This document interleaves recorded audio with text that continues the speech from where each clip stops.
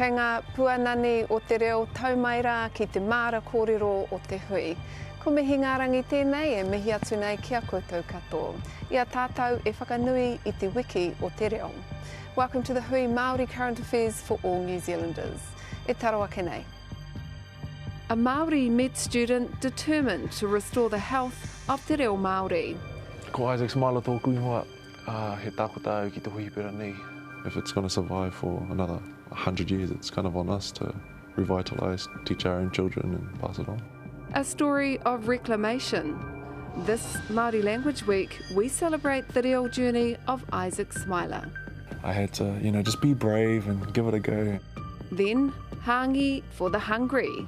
There are a lot of Maori that are homeless on the streets, and so I'm doing 1,000 meals in a week between two of us in our pāu. We check out the kaupapa that's feeding hundreds during lockdown.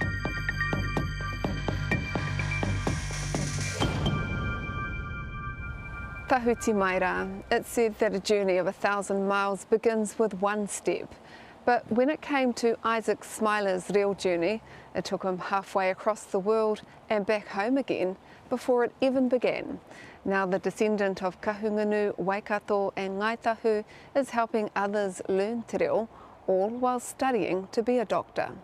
I tūtaki atu a John Boynton ki tēnei iho pūmanawa.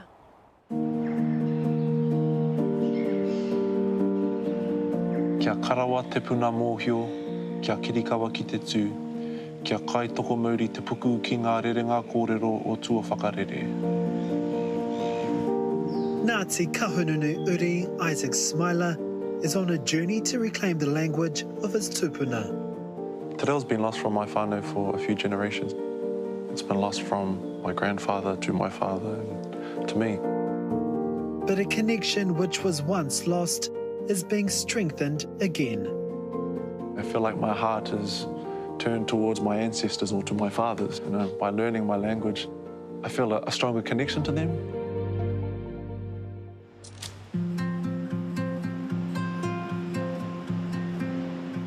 Every Sunday, Isaac Smiler and his wife, Naruaroha, attend service at the Church of the Latter-day Saints.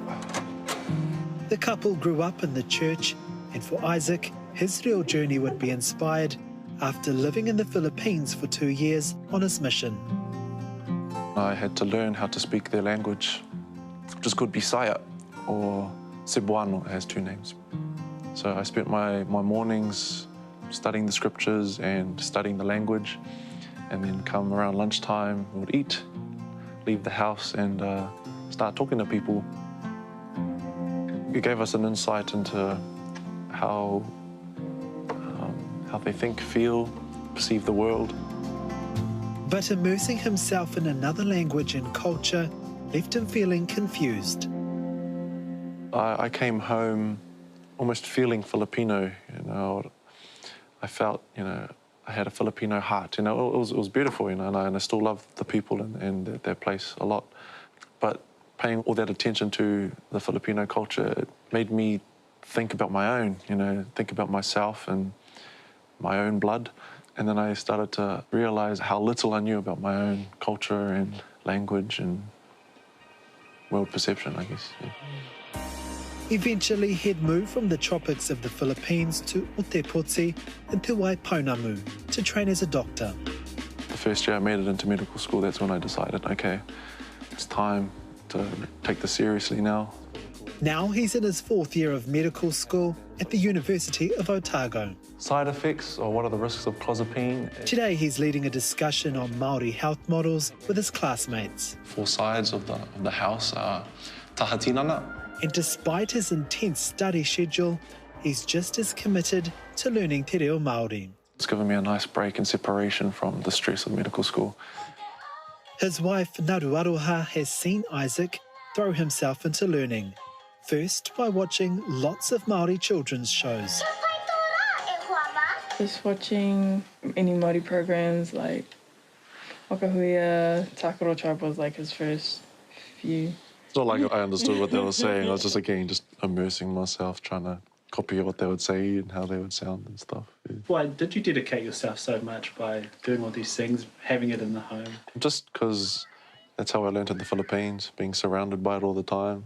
I couldn't do that here in Dunedin, so I had to artificially create, an environment where the reo was spoken all the time. His next goal was creating a reo environment at the University of Otago Medical School. Ko Isaac Smila tōku ingoa, he tākota au ki te huipera nei. Isaac set up beginner reo classes for med students at the university. Tēnā, kore mai, hea te take I hara mai ai koe ki te huipera. He mamai kai taku puku. His friend and fellow med student Nick Sinnott is also on his reo journey. And they both see the massive benefits of trainee doctors learning the language. It means a lot as Māori as well, actually, to be able to use te reo in our practice, because we're, at the end of the day, here to help people. And if that's one extra thing we can do to remove a barrier to primary healthcare, then we want to do it. Mistrust between Māori and the health system is historically quite big. So it's just one of those ways to increase that trust between doctors and Māori patients is understanding their worldview, which you can't do any better than through learning te reo Māori. Now te reo Māori is an everyday part of Isaac's life, from his home to his studies and his other love, basketball. He often talks team strategy in te reo Māori. O tēnā kore no mai ka aha koe a te kimi nei? Hea tō rautaki? Ahua poto ana hau no reira. Me whakamahi au, me tākaroa hau anō nei he tangata tāroa. My biggest barrier, obstacle was the fear of mistakes. Yeah, the shame. You don't want to try and have a conversation with te reo Māori and they look all confused at you and so you feel bad, You feel whakamā and a bit embarrassed. Ka kare kore ka pautaku hau I tēnei keru engari. Tāua. Me haere au ki te whare kore tinana I e tai wā. Tāua. I had to, just be brave and give it a go, and then if it doesn't go so well, then remember that, correct the mistake I had and carry on. He knows he still has a long way to go, but he's even inspired Naruaroha to learn te reo. So what's been the most rewarding part of Isaac's journey and you beginning your own? Just having it more, present in our lives. The revival and survival of our language is in kind of our generation, the rangatahi and taiuhi. So yeah, if it's going to survive for another 100 years, it's kind of on us to revitalise, teach our own children and pass it on. Koe kei a koe Isaac. And that story was shot prior to lockdown. Kia mai tonu mai rā e hoa mā ka kōrero hau, kia John Tamihiri a koe nei.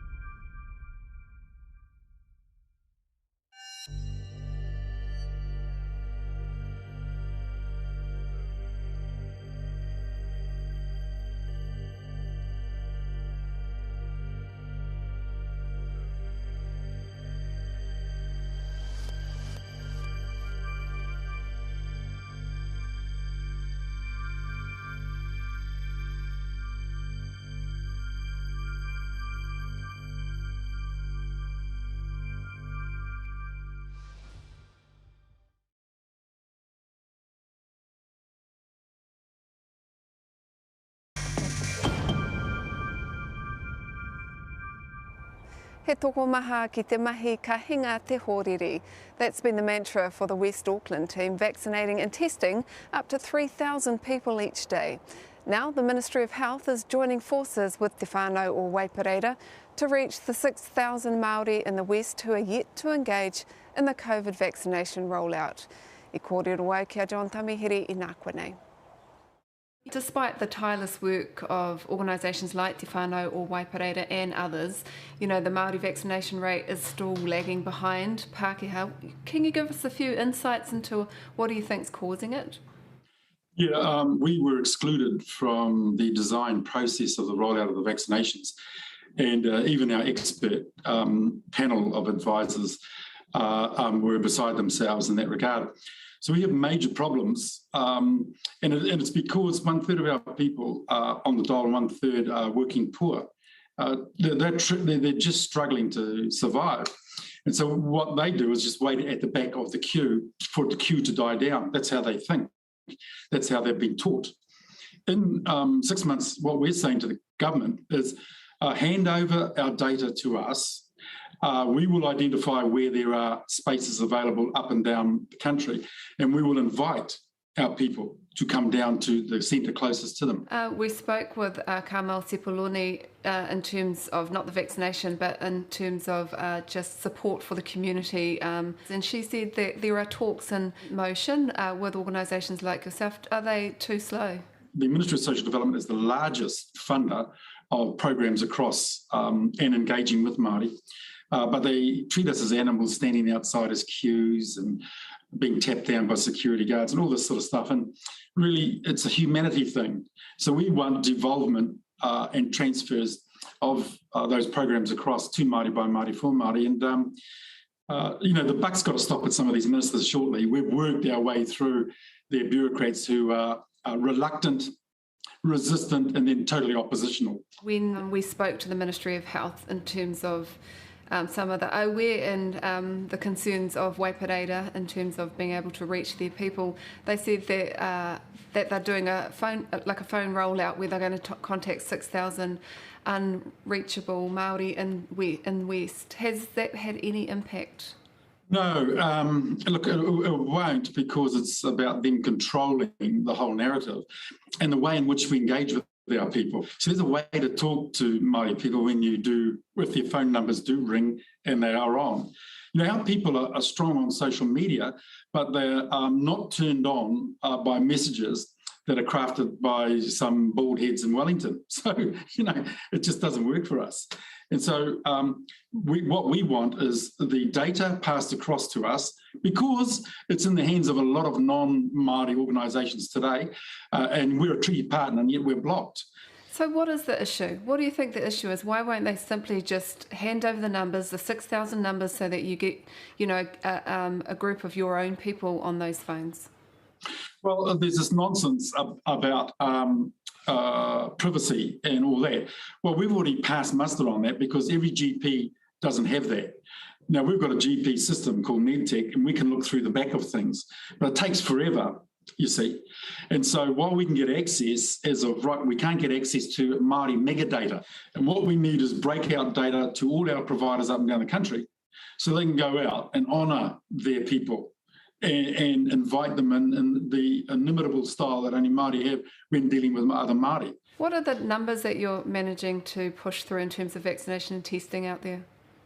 Well, up to the last 6 days, we were doing, or had the opportunity to do 1,800 people up at the Trust Stadium in Central Park Drive, and 1,200 people just over here at Whānau Centre a day. And that's why we're up now into 70,000 vaccinations.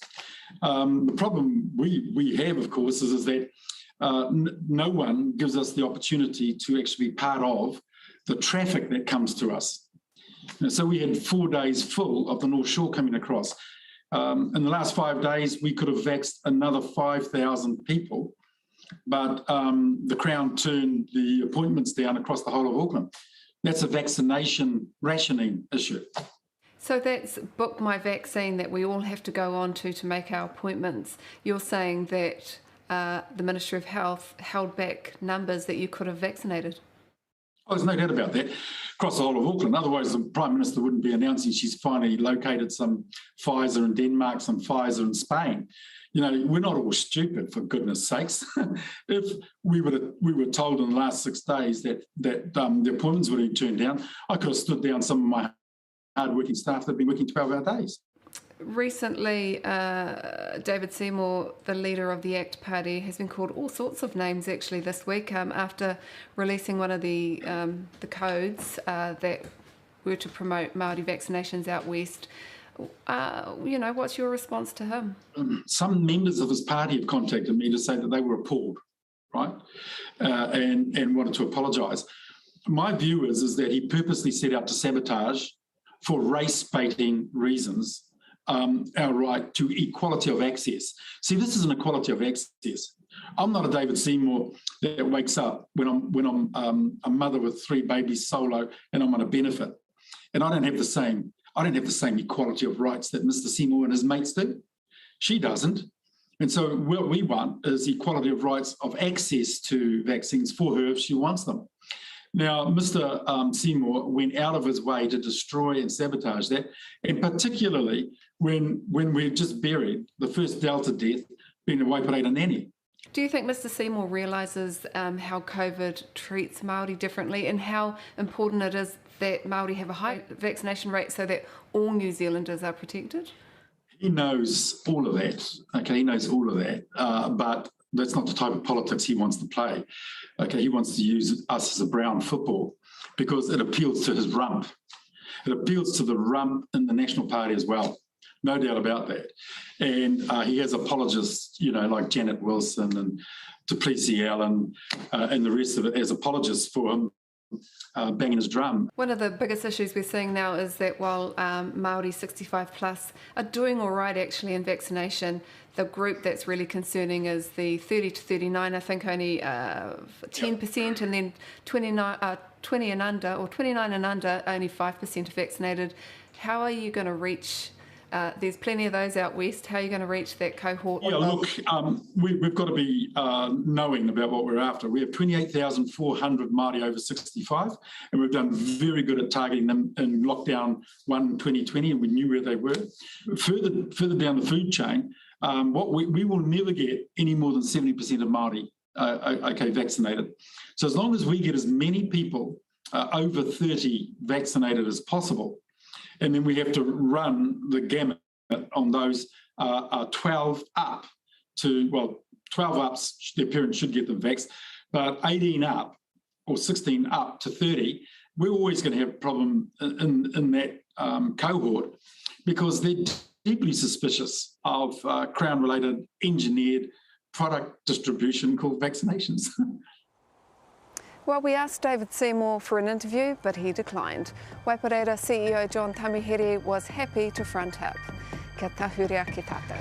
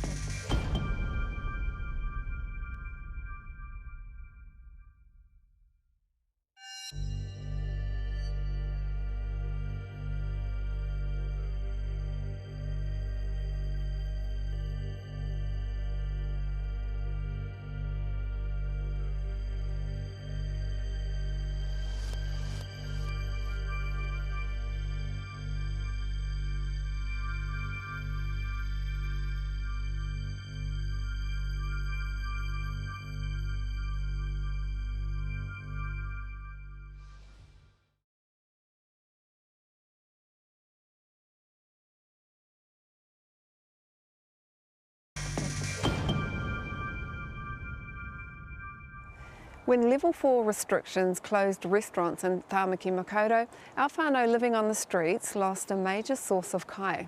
That spurred Hangi master Rewi Spraggan into action, firing up his pits to feed the hungry during lockdown. Rewi wanted to ease the pressure on food banks and kitchens, serving Aotearoa's oldest cuisine to those in need of a kai. Kia tahuri aki tātou.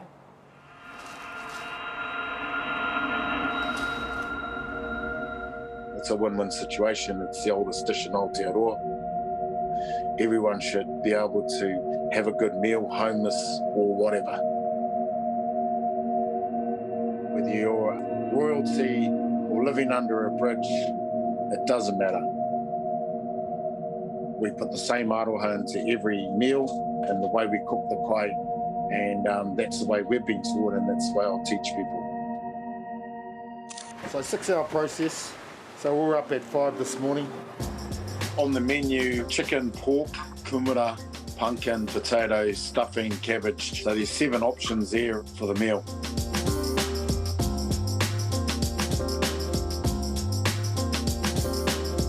The beauty of Hangi is that it's a community kai. And that's why our old people cooked it, because we could feed a lot of people with a small budget. And so that's why we do it. You estimate that you'll probably end up serving about 5,000 meals during this lockdown.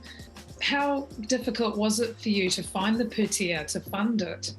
I was looking at 700 meals a week, but it's actually gone up to 1,000 meals a week.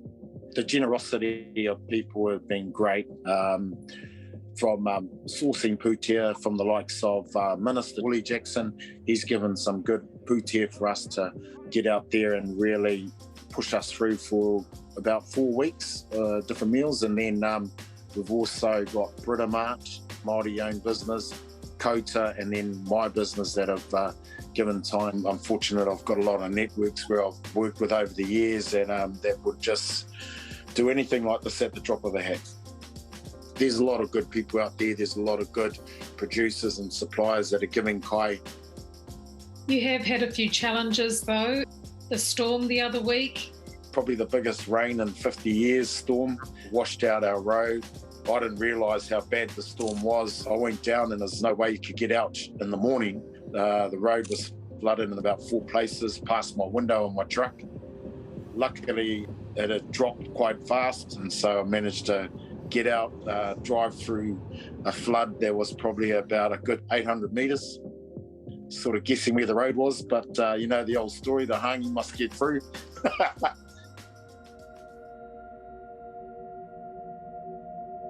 Did it surprise you to see just how much need was out there?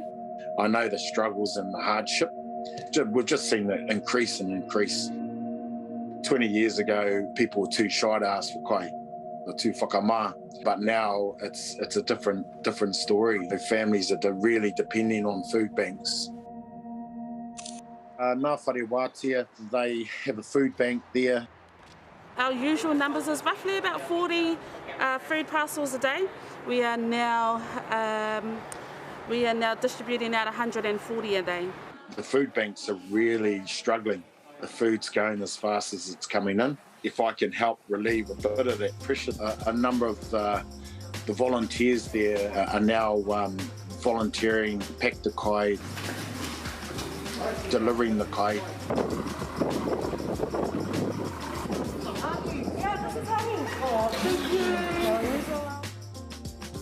They also look after a lot of our people that have come out of prison, women and male, and a lot of them want to turn their lives around. You have a very personal understanding, don't you, of why some people choose to live a life on the street?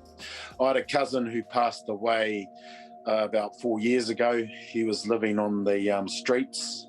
A lot of me and my whānau, we offered accommodation for him. He didn't accept any offer from any of my cousins from our whānau.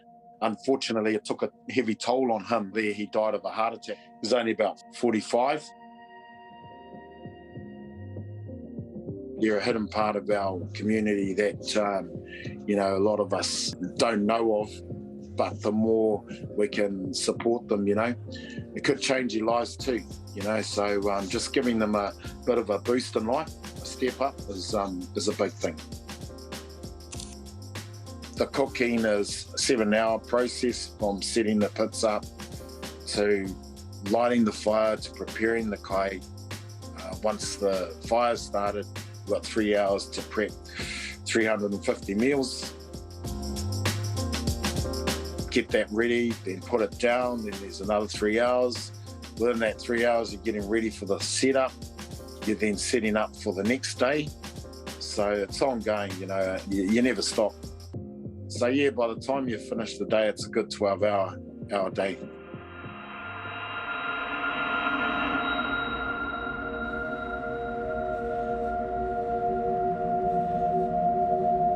This is the hidden part of our community. But at the end of the day, they're our whanaunga. Much love to the whānau. They whakapapa to the same maunga, to the same awa. Just going into these places and looking at the people smiling and, it just makes it really worthwhile. And I think that's the biggest gratitude for me and my team is just watching people enjoy your kai. I suppose for me, it's just more of a driver to actually do more. When you actually see it and, just keep the mahi going. Ko hikina te hui e hoa mā, nō reira, hei whakamānawa I te wiki o te reo Maori, anei te waiata ka hau, nā Rob Ruha. Kia kaha te reo Maori, no horo maira.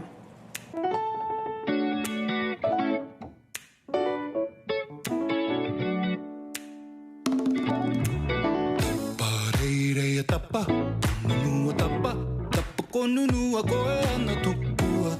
Tapareia tapa, nunua tapa.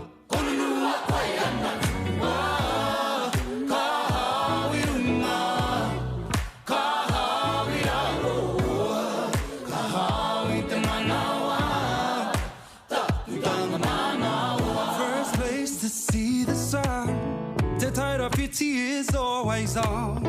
Best be ready for the time of your life. Cruising down the highway 35.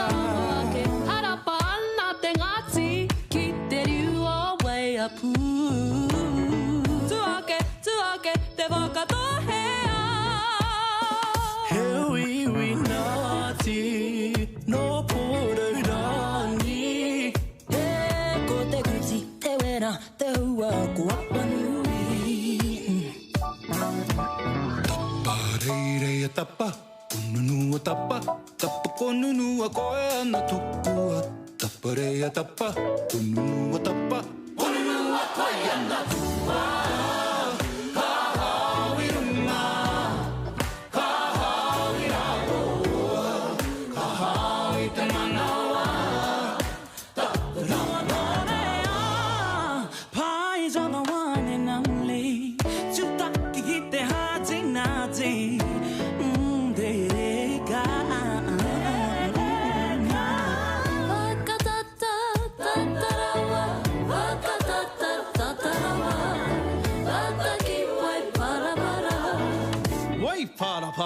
State Highway 35.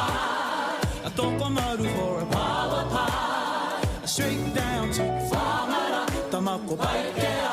Wai Weherua.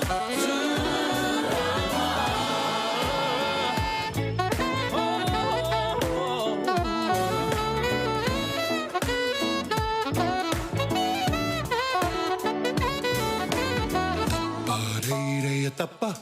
Ununua tapa, tapa ko nunua koe ana tupua.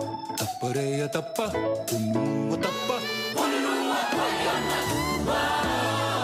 Ka hawi runga, ka hawi raroa, ka hawi te manawa, tapu tanga manawa. Ka hawi runga, ka hawi raroa, ka hawi te manawa, tapu tanga manawa. Ka hawi runga, ka hawi raroa, ka hawi te manawa, tapu tanga manawa. Ka hawi runga, ka hawi raroa, ka hawi te tanga manawa.